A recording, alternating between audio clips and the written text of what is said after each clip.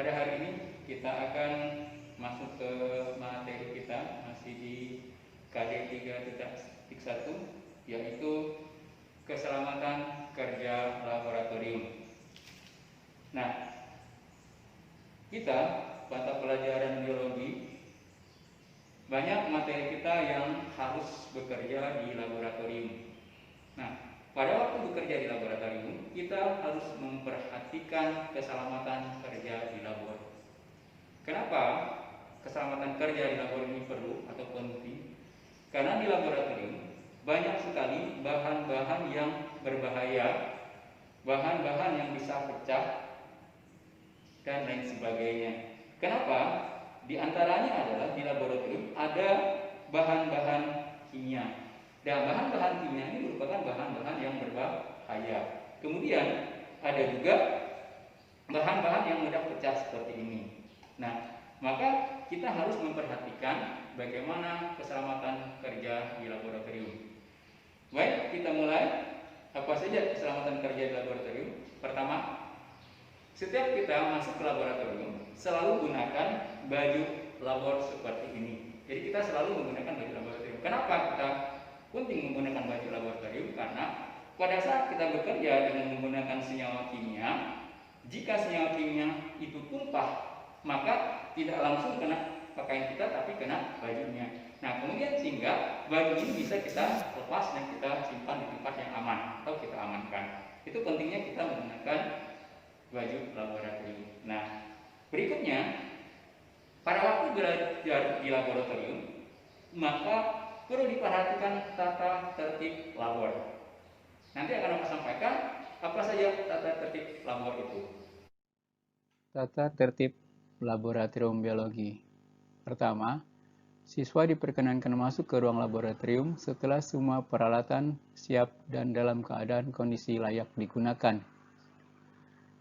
Pakailah baju khusus praktikum untuk melindungi tubuh dan baju seragam sekolah dari kontaminasi zat-zat kimia.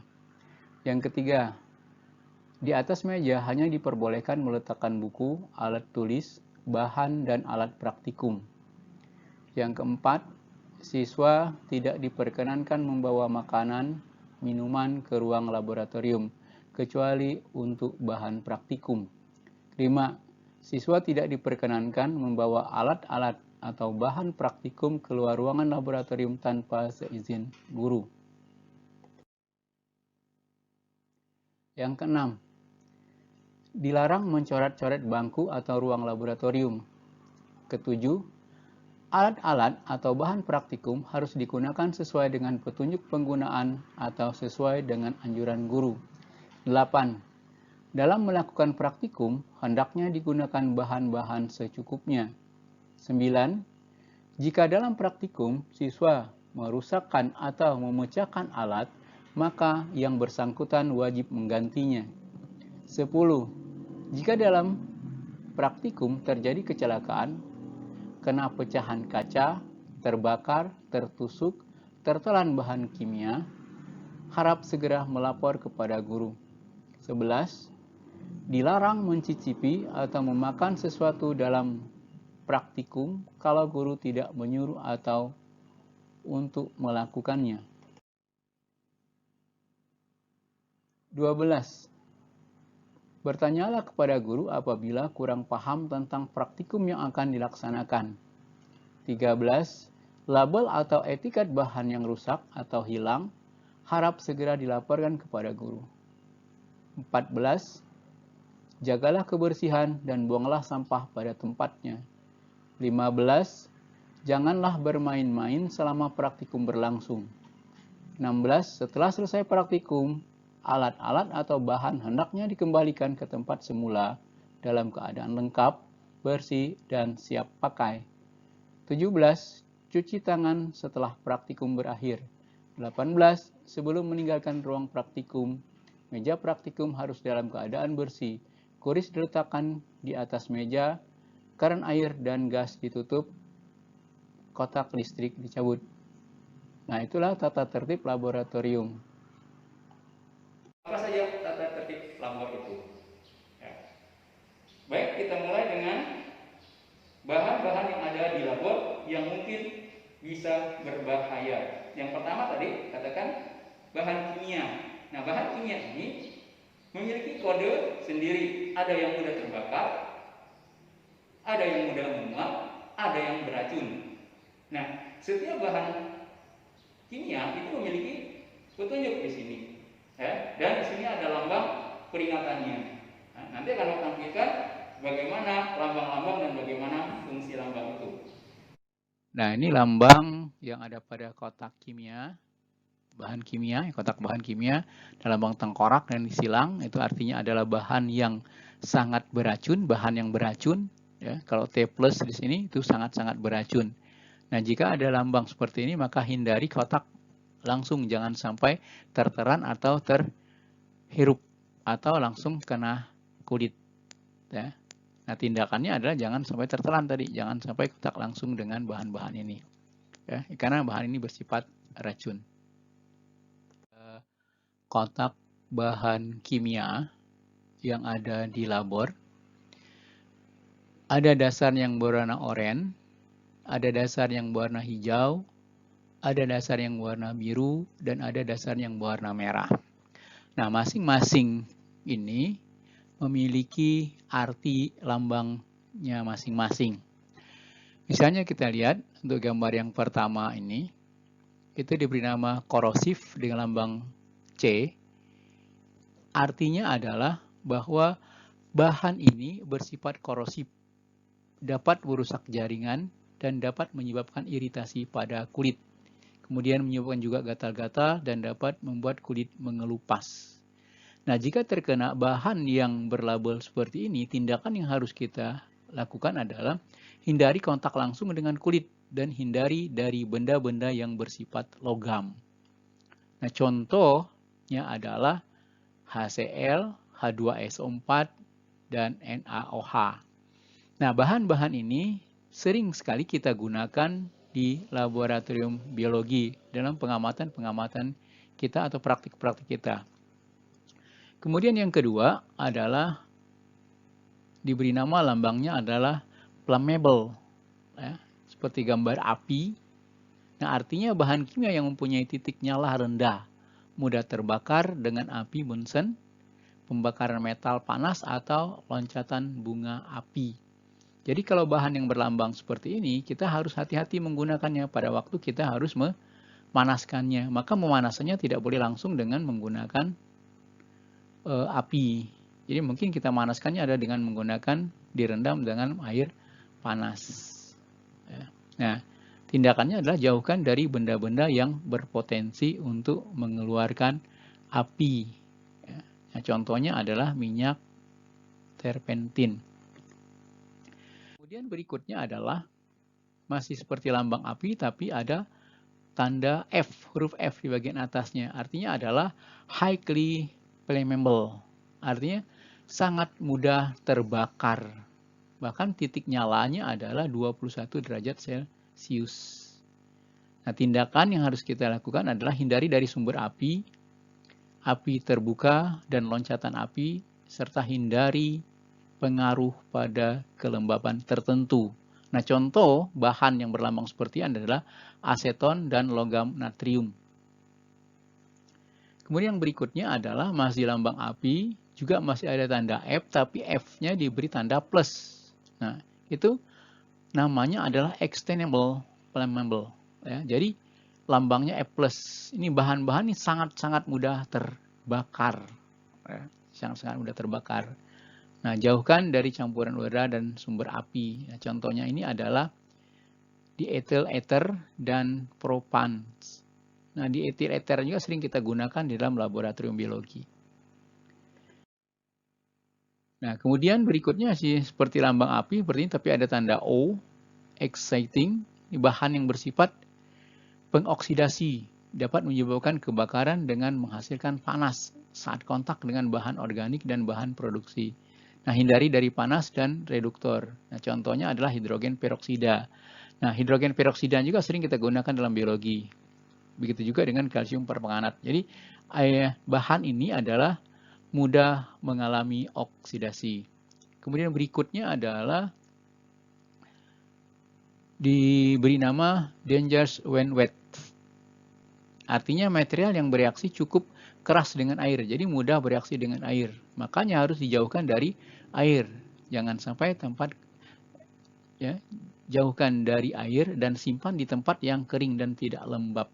Nah, contohnya adalah kalsium karbonat, potasium, dan monef.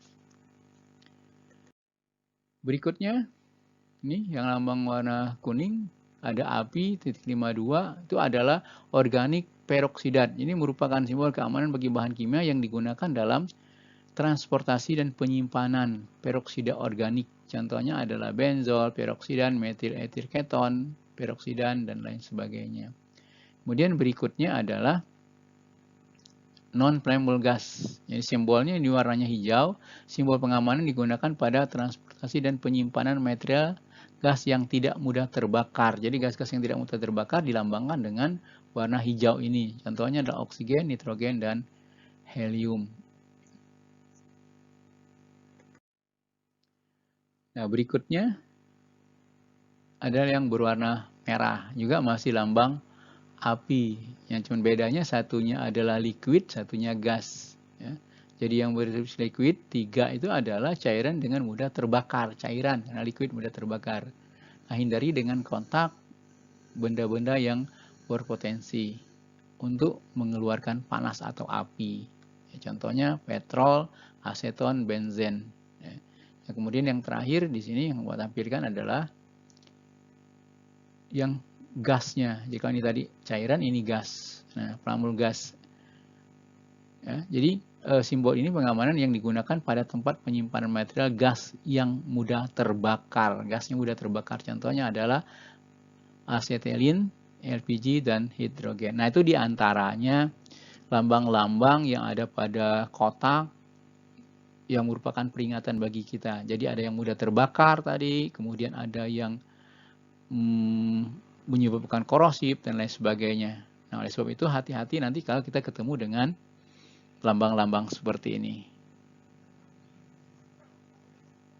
Selain bahan kimia yang cukup berbahaya juga adalah bahan-bahan yang terbuat dari kaca. Nah, bahan-bahan yang terbuat dari kaca ini kenapa bisa berbahaya? Karena jika jatuh pecah dan pecahannya itu bisa melukai tubuh kita. Maka kita harus bekerjanya dalam hati-hati. Nah, yang terbuat dari kaca cukup banyak di laboratorium biologi. Di antaranya ini gelas Erlenmeyer. Gelas Erlenmeyer ini dengan berbagai ukuran. Yang ini kebetulan khusus untuk ukuran 250 mili. Kemudian ada lagi seperti ini. Ini namanya adalah cawan Petri. Cawan Petri. Kemudian ada gelas kimia. Gelas kimia yang juga berbagai ukuran. Nah, kemudian juga ada kaca benda. Kaca benda seperti ini juga dari kaca yang juga pecah. Kemudian ada juga kaca penutupnya. Nah, kaca penutup ini kaca penutup yang digunakan untuk pengamatan preparat yang sangat tipis tadi juga mudah pecah. Juga ada preparat awetan seperti ini. Nah, preparat awetan ini kenapa kita bekerjanya harus hati-hati? Kenapa? Karena yang pertama dia terbuat dari kaca, jika jatuh mudah pecah dan pecahannya bisa melukai tangan. Di samping itu juga, kenapa kita harus hati-hati? Juga karena preparat awetan ini harganya cukup mahal, ya, sehingga jangan sampai rusak tidak terpakai, kita menghambur-hamburkan uang negara. Kemudian berikutnya ada pipet. Ya, pipet juga mudah pecah. Nah, bahan-bahan ini mudah pecah. Masih banyak lagi bahan-bahan yang terbuat dari kaca yang mudah pecah. Berikutnya adalah mikroskop. Nah, mikroskop juga sama, ada yang terbuat dari kaca, ya, ada yang dari besi. Nah, kenapa kita juga harus hati-hati dalam menggunakan mikroskop? Kenapa? Karena bahan-bahan mikroskop ini jika kita tidak hati-hati membawanya, bagian-bagian mikroskop ini ada yang mudah lepas. Nah, kalau ini lepas, kemudian dia pecah, dan itu tidak bisa lagi digunakan untuk pengamatan. Dan mikroskop juga harganya cukup mahal. Kemudian bahan lain yang juga bisa pecah walaupun dia terbuat dari fiber, seperti ini adalah model.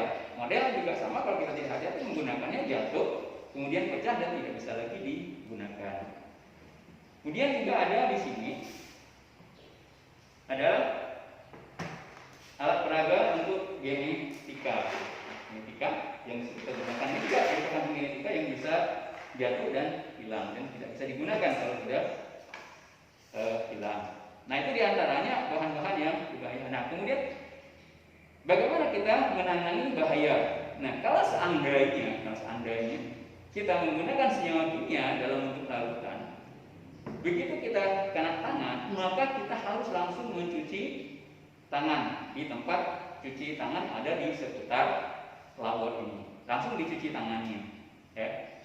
Nah, kemudian langsung keringkan dengan menggunakan lap. Nah, kalau seandainya kita ini pecah dan tergores tangan, maka cepat kita bersihkan dengan menggunakan alkohol, kemudian tutup dengan menggunakan handiplast ya, atau penutup luka.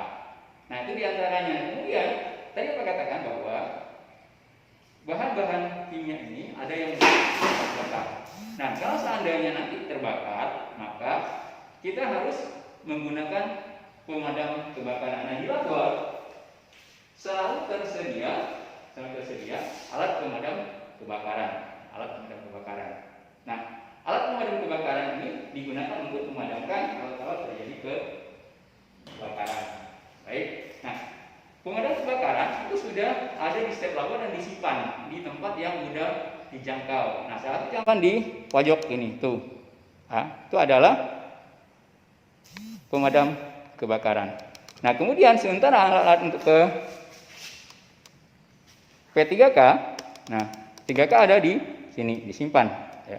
Nah, itu untuk di labor kita. Nah, pada waktu kamu kerja nanti bahan-bahan itu harus kamu perhatikan. Demikian tadi penjelasan tentang keselamatan kerja di laboratorium. Mudah-mudahan apa yang saya sampaikan hari ini bisa bermanfaat untuk kita semua. Wabillahi taufiq wal hidayah. Wassalamualaikum warahmatullahi wabarakatuh.